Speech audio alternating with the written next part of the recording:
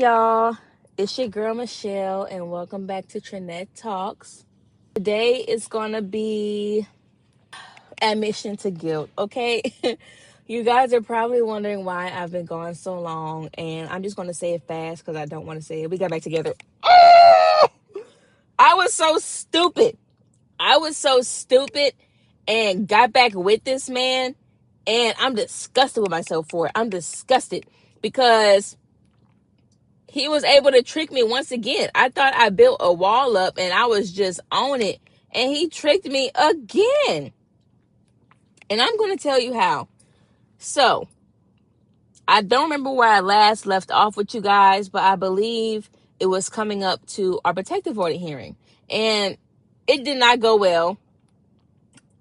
I did not get granted a protective order. I got granted a 3601 injunction instead. And from my understanding, a 3601 is almost like a more lenient protective order, like a more civil protective order and not criminal, to where he had to give up his weapons and stuff like that. So it was an L in my book. I mean, he even left the courthouse, screaming that he won. What the fuck did you win? You didn't have custody of your child. And but in his head, he won because he didn't have to give up his guns. So a little while after that, his grandmother is starting to decline, because whenever I was with him, I watched his grandma go from perfectly good health, dancing, singing, cursing him out as she should, to declining, to being bedridden to a hospital bed in a nursing home. And it was pretty sad, because she had cancer. So she was declining. And I remember being on the phone with his grandma, and she was saying she doesn't think that his dad's mom, that grandma, we're going to call her BB. She didn't think that BB was going to last another day. So if I wanted to go see her, I should do it that day. And I was like, I'm going to think about it. I don't know. And the next day she passed. Like, I really should have went to see her. I feel so bad. But, so it came time for the funeral, and his mama will be calling me, oh my gosh, Michelle, like, he's just not good right now. He's so depressed, and we all got to support him at this time. And, but like, I didn't catch the pattern, but this happening to me the second time made me open up my eyes, because the first time I left him in May, his mama did me the same exact thing. She started calling my phone. Michelle, he's so depressed, and he's not coming inside to sleep in the house. He's been sleeping in his car. He don't talk to nobody. He miss Micah. That's our baby. He missed Micah so much. And I should have known right then and there. When she said he missed Micah, it was a fucking lie. That boy don't care about his kids. Not the first one or the second. I should have known that was a lie. But so that's how she got me back the first time. He got me back the first time. He would use his mama to do his dirty work. So I ended up taking him back that first time, and it got terrible. The same thing with this time, the funeral. So I really wanted to pay my respects to BB. And it was almost like I was trying to convince myself that I wasn't doing it for him. I was doing it for her, because I respected her. I honestly don't know what I was thinking. Like, I felt that something like losing a grandparent, that should have opened up his eyes. That should have made him want to change. And that's what he told me. This was his final straw. He's changed. He wants to be a better man. He's ready for his family. He's going to do whatever it takes. Yada, yada, yada. And like, I was firm for a while, but then I let my guard down and I fell for it. And I'm going to be honest. Immediately when I took him back, I regretted it so much. Like, but I don't understand why I torture myself with whatever decision I make. I knew it was the wrong decision, but since I had already made it, I was telling myself that I had to sit in that decision. You don't have to sit in the decision you made, especially when it's the wrong decision. You do not have to sit in it. That's crazy. I don't know what was wrong with me. I'm gonna have to ask my therapist about that. But yeah, I just sat in the decision. I just went along with it. I'm like, well, if I didn't took him back, I might as well just deal with whatever. So at this time, he was living with his uncle. His uncle is disabled, stays in a government assisted apartment. It's like a 1 bedroom. So he was sleeping on the couch. It was just a mess. And it got to the point where we're basically living in and out of motels. And I didn't like that he had me feeling like I'm homeless, especially with a baby. I'm like, hold up. I don't have to stay in these hotels with you. I have a child. Who wants to go from motel to motel when I have a bed and a room I could be comfortable in? And I was starting to miss my routine, how I had my life going. I go to work, get my baby, come home, give him a bath, eat, go to sleep. Like, I was missing my routine. I was missing the quietness. I was missing being still. Because being with him, like, he always was on the go. Like, it was so annoying. Why can't you be still? So I immediately regretted it. And we were in and out of motels for at least 2 months. And then we finally got a place. He went from working at the jail in my hometown to working at the police department in my hometown. And that's when things got worse, okay? It got worse. Like, barely, like, when he knew he was hired at the police department, he started acting like he had so much authority. Like, he was telling me, oh, if you piss me off, I'm going to tase you. What? Like, what type of man are you to plan to tase your significant other if they piss you off? Most normal people, when they get pissed off with their partner, they're going to go in another room or take a ride. You go tase me? What? Like, it just made no sense. And from there, I already knew it wasn't going to last long, because now it's starting to seem like he's going on a power trip. So he gets hired with the police department. He was working days at first. And at this point, he has been accusing me of cheating the whole time we were together.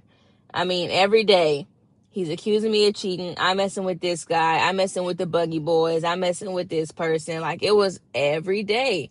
And I thought when he got hired at the police department, you know, because he wanted this career so bad and for so long, I thought it would finally stop, because you're focusing on you and not me so much. It didn't.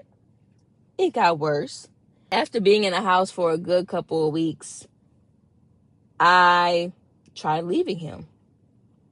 I don't know really how long we were in that house, but it was not long, because we didn't have furniture. Like, if I play you guys the audio recordings when I tried to leave, and I'm going back and forth in the house, it sounds so hollow because we had no furniture. I tried to leave him. It did not go well. And that's one thing I couldn't stand about him. If you're so mad and you're telling me to pack my shit and go, why, when I start packing, you go crazy? There was no need for you to grab all of my clothes that I packed, including my baby's things, and you're slinging it all over the house. You're slinging my stuff outside. Like, you're throwing my stuff in a washer so I couldn't grab wet clothes. And it was crazy. And then he wouldn't let me leave. Like, he kept going back and forth in the car, because he knew I wasn't leaving with him in the car. And it was just so annoying. And then it got to a point where I tried to go out the door at one point, and he grabbed me and slung me into the wall. Like, he pushed me into the wall, and then he started choking me as hard as he can. And then once I started screaming for help, he slung me on the ground, and he wrapped his whole body around me. And then I started screaming again, and he covered my mouth so I could not scream. That was bad. And I actually did end up leaving. But when I went to my mom's house and I told her I was back, she told me I couldn't stay there because my brother was about to move in the room that was my room. And they were about to give away the bed to my stepbrother. And so I wouldn't have nowhere to go. She told me to figure it out with him. And, you know, I couldn't stay there. So I felt trapped, just like he likes. And I went back.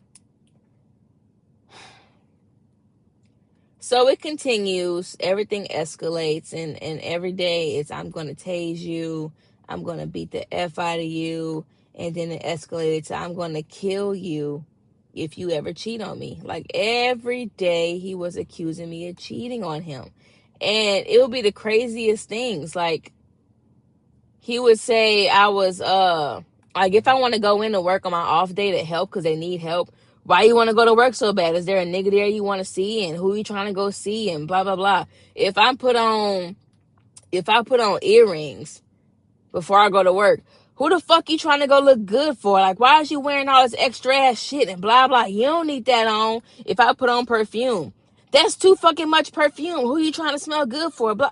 Like, every little thing I did, it was a problem.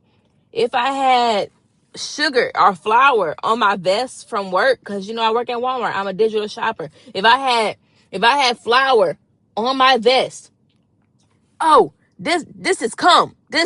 What nigga was you fucking with? This ain't no. I'm like, babe, this flour. That's not flour. That's cum. Like, I know what cum look like. It even smelled like. It was everything. I couldn't breathe without him accusing me of having sex with somebody at work. And so it got to a point where I'm like, if you constantly accusing me of cheating this much, you gotta be cheating on me with somebody at your job. Like, it gotta be somebody at the police department that you feeling. And when you tell him that, he goes off on you and then flips it back on you and try to make you feel like you're delusional for accusing him of cheating. But like, bro, look what you do to me every day. Like, oh my gosh, it was terrible. So I kept dealing with it. Him threatening to kill me, tase me, beat me if he found out I'm cheating on him. And then it got to the point with the cameras. Oh my gosh. Like, we had cameras in the house. No, we had cameras outside the house. And I was fine with that because, I like to see what's going on around the place if I'm not at home, or if I'm in the bed and I hear something outside, I want to be nosy and see what's going on. So that was fine. But the thing was, he never allowed me to have access to the cameras. But any other house we stayed in, and any other camera system we had, I had access. But for some reason, I could not have access to these. So we had outside cameras, then boom, he orders inside cameras. And he kept switching the spots of the inside camera. And then it got to a point where he'll always wait till I go to work or I go somewhere to set him up. So it's like I can't find him or whatever. So at one point where I was over it, he had one camera all the way on top of the cabinets in a wine glass. And I have a picture of it. And then he had a camera in our bedroom. Our bedroom, y'all. He had a camera in our bedroom, and the camera was facing the bed. And let me tell you how first of all, I found the living room camera while I had his son and my baby, and they were playing with the Christmas tree. And then I took a picture of both of them, and then in the picture I noticed the camera. And I'm like, ain't no fucking way. Like, this is so sad. And so the next night, or maybe the same night, my stepmom and my dad came to town, and they wanted my baby Micah and all the other grandkids. So I brought him over to my grandma. And he was mad. He was mad that I was not going to have either child with me at home, because he feels like if I'm stuck with the kids, I can't cheat on him. I'm not going to cheat on him. I'm not going to do him anything. And even though I wouldn't, it just makes me sick that was his mindset. Like, you only have kids to control people. You don't care about your kids. You don't do for them. You don't buy them clothes. You don't buy diapers. You don't buy nothing. You don't even spend time with them. You only want kids for the simple fact of you need them to control the mom. So he was so mad that my dad was keeping him all weekend. He was heated, cursing me out, everything. And once I dropped his son off to his uncle, which is my ex's brother. And then I dropped my baby off to my stepmom and my dad. So I get home and I'm in the bed chilling, just took a bath, got comfortable, finna go to bed for work in the morning. And I was on the phone with him. We're on FaceTime. And so my dad was calling me, and I was like, hold on, babe, my dad calling. I hung up. Immediately after I hung up, y'all, I see a red and blue light in my peripheral. This is the type of shit you cannot lie about. I see a red and blue light in my peripheral, and I look up, and there is a camera facing me, and it's on top of the fucking window in the room. And the craziest part is, Like, for a while, because I got the cameras on the fireplace at first in the bedroom, and I got tired of being watched on camera. Like, I'm getting out the bathtub, I'm coming in the room, getting dressed and shit. I don't want that on camera. So I took the camera, I threw it under the bed, I unplugged I took the batteries out the back and all that. And he didn't mess with it for a couple weeks. So to set that back up just really was like my last fucking straw. And he would even tell me that he had these cameras to catch me cheating so he can beat me, kill me, tase me, whatever the fuck he felt like saying in that moment. But majority of the time it was so he can kill me. And then he would tell me if he ever beat my ass or tased me, that I would be the one to go to jail and it'll be self-defense for him because he's a cop. What? And then he would say, like, his cop friends are going to cover for him if he ever did anything to me. What? Like, oh my gosh. And then he even told me if he killed me, like, nothing would happen to him. And he'll just, say it was self-defense and I wouldn't be alive to cover my ass. And who, if you love somebody, why would your mind go to some shit like that? Like, he would think about shit and say shit that somebody in a million years will never think of to do or say to somebody they love.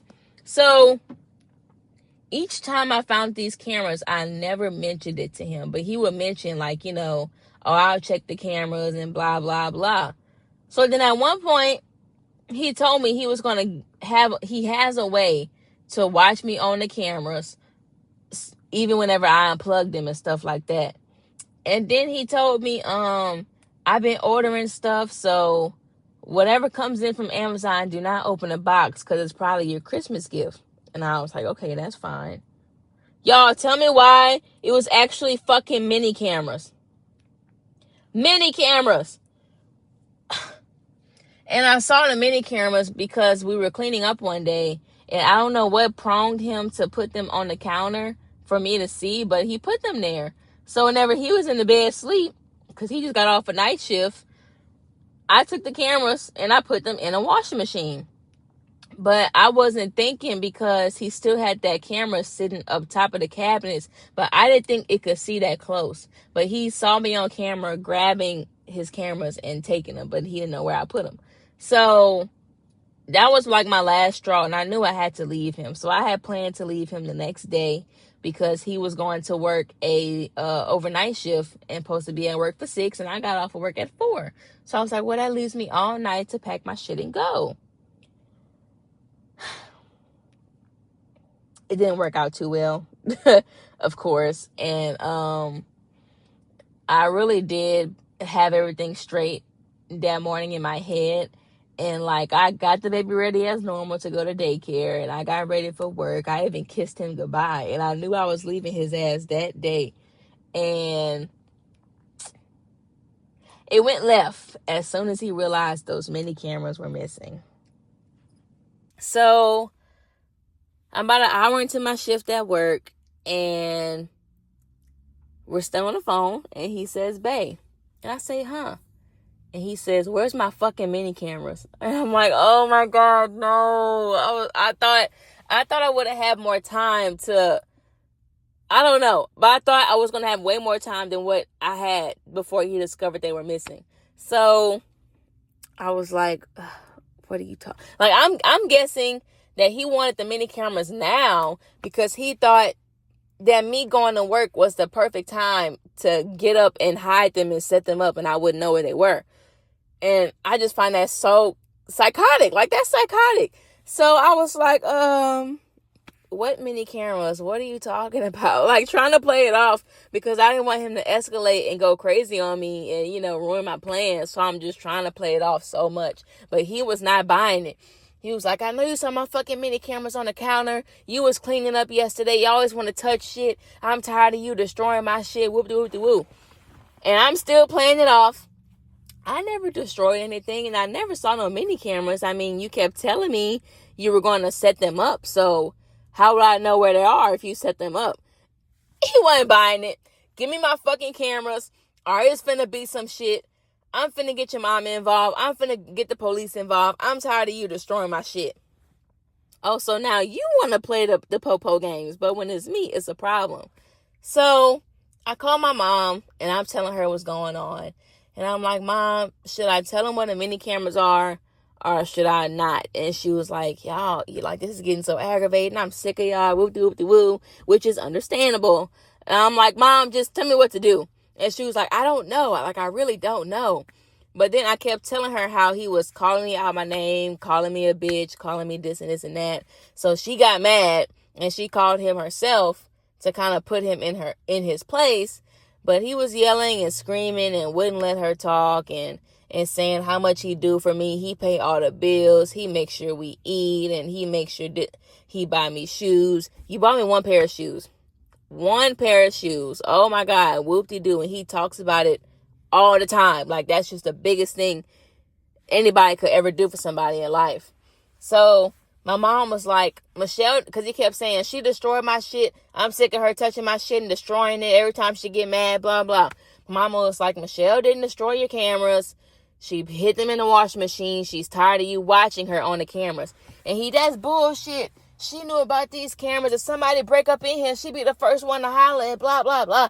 And I'm like, he's going to die on this hill. He's going to die on the hill that he only got these cameras to protect me in the house while he's at work. But that's a lie. You told me to my face that you're getting these cameras to catch me cheating. And if you catch me cheating, you're going to kill me.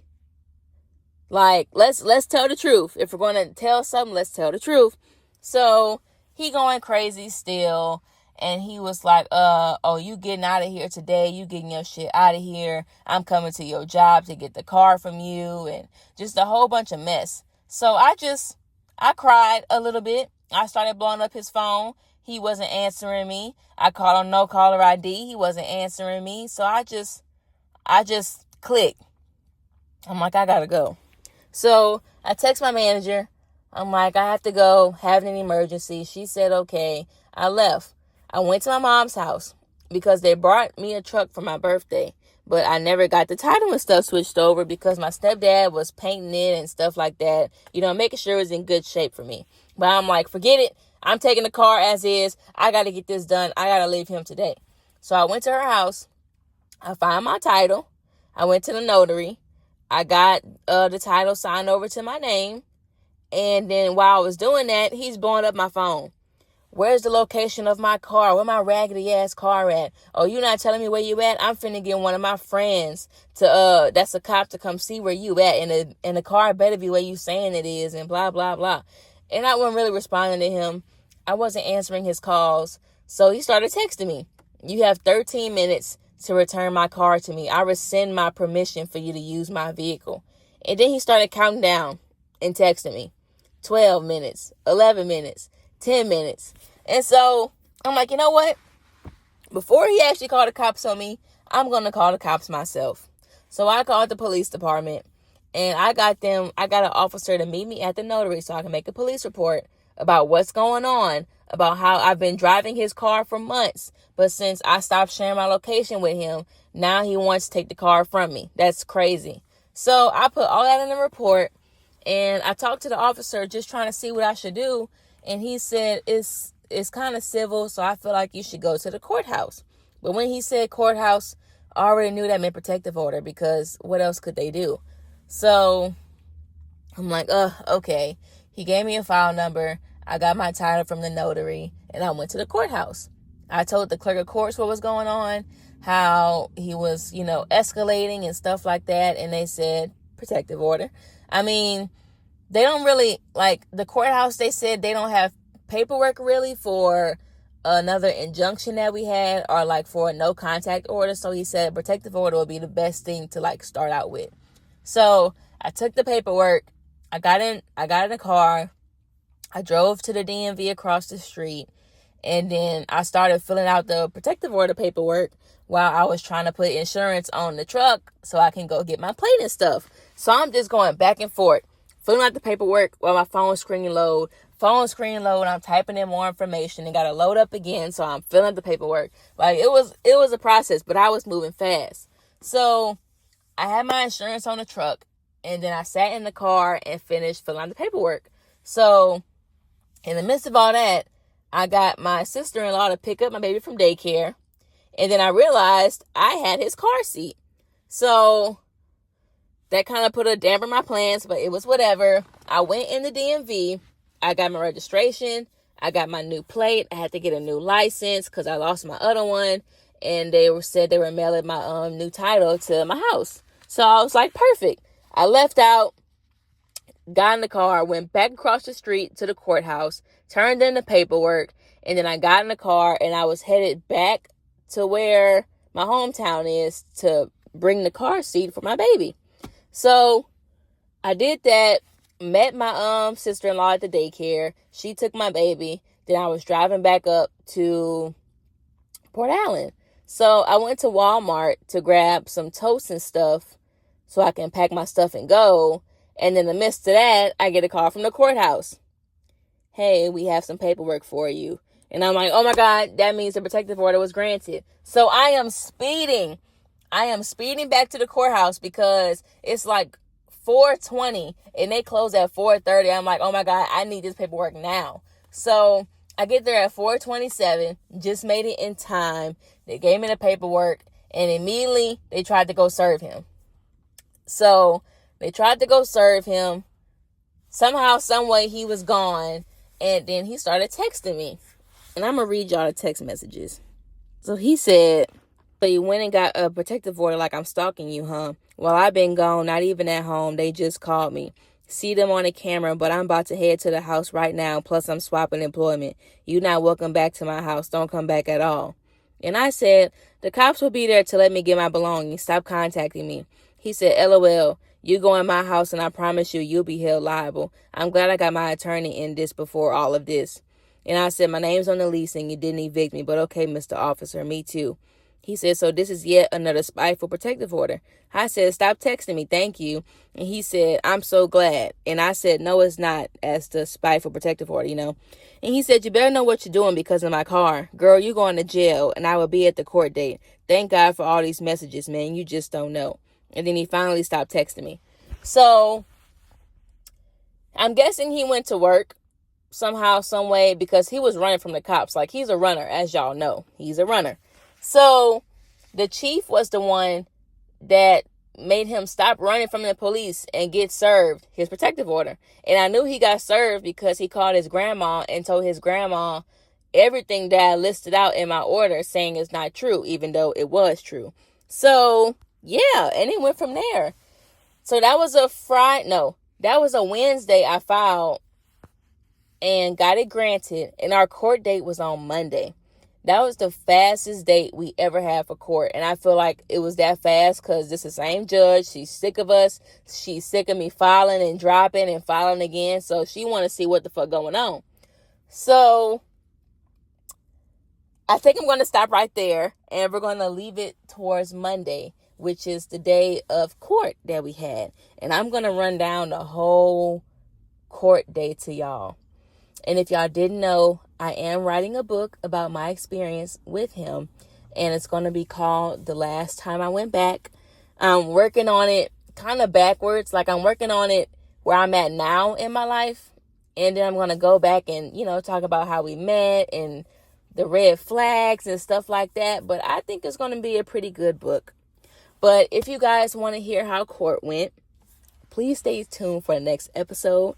And I thank you guys so much for listening and tuning back in and just, supporting me in everything I do, because it's as a person in a domestic relationship, it is hard to have support because unless you're going through it yourself, you don't know how it feels to be in a domestic relationship, because you're complaining about what they're doing to you, but then you're not leaving, or you'll leave and come back, and people are like, well, it's not that bad if you're still going back to them. But they just don't know the war that's going on in your mind to where it makes you feel like you have to go back.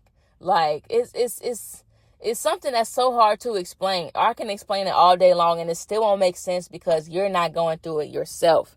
It's almost like being a mom. I never understood moms at all until I became a mom. It's one of those things that you have to experience on your own, and let alone a single mom at that. I'm a single mom. So it's a lot, but I'm rambling. I'm sorry. But please stay tuned for the next episode where I talk about the court date, how court went, how he was, who he had with him as fake witnesses. It's going to be something. So I hope you guys have a great week, and I will see you guys on next Monday. Bye.